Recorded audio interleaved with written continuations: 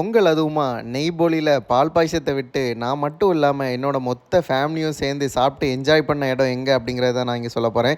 ரீசெண்டாக பார்த்தீங்கன்னா நம்ம ட்ராண்ட்ரம் போயிருந்தோம். அங்கே பார்த்தீங்கன்னா குரோமாக்கு ஆப்போசிட்டில் ஜம்சம்க்கு பக்கத்தில் இருக்கிற இந்த ஸ்ரீ நந்தாஸ் பேக்கரிக்கு தான் நம்ம போயிருந்தோம். நெய் போலியும் பால் பாயசமும் பார்த்திங்க அப்படின்னா டெய்லி ஃப்ரெஷ்ஷாக ரெடி பண்ணி வச்சுருக்காங்க.